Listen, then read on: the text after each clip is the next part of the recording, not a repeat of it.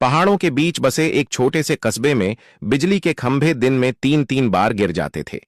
लोग मोमबत्तियों से काम चलाते, दुकानें जल्दी बंद हो जातीं और रात होते ही पूरा कस्बा अंधेरे में डूब जाता। कस्बे के आखिरी सिरे पर, जहां पक्की सड़क खत्म होती और जंगल शुरू होती, एक पुराना ट्रांसफार्मर स्टेशन खड़ा था। सालों से बंद पड़ा, गेट पर जंग, खिड़कियों में दरारें और चारों तरफ झाड़ियां। उसके पीछे ही थी एक छोटी सी झोंपड़ी। यहीं रहता था 14 साल का आकाश। लोग उसे नाम से कम और पहचान से ज्यादा जानते थे, बिजली वाला। मजे की बात यह थी कि उसके घर में खुद बिजली नहीं थी, लेकिन बिजली की समझ थी। जो चीजें लोग कचरे में फेंक देते, जले हुए बल्ब, टूटी ट्यूब लाइट, खराब पंखे, उड़े हुए फ्यूज, वही आकाश का खजाना थीं। वह उन्हें उठाता, खोलता, जोड़ता और अक्सर उन्हें फिर से ठीक कर देता। उसकी दुकान नहीं थी, औजारों की कोई बड़ी पेटी नहीं थी, बस एक पुराना पेचकस, थोड़ा सा जंग लगा प्लास और सबसे जरूरी, उसकी उंगलियां। जैसे ही वह किसी तार को छूता, उसे पता चल जाता कि गड़बड़ कहां है। घर की हालत आसान नहीं थी।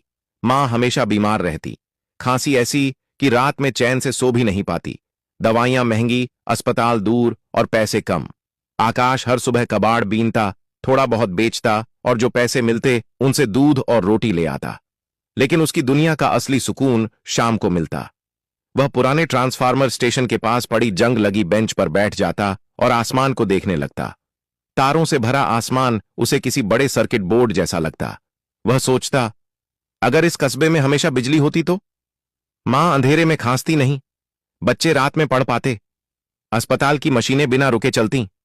फिर खुद से पूछता, क्या अंधेरा हमारी किस्मत है या कोई इसे ठीक भी कर सकता है? एक दिन कबाड़ बीनते हुए उसे कुछ अलग सा मिला।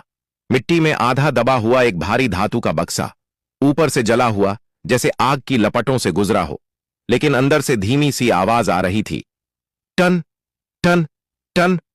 आकाश का दिल तेज धड़कने लगा। उसने बक्सा खोला।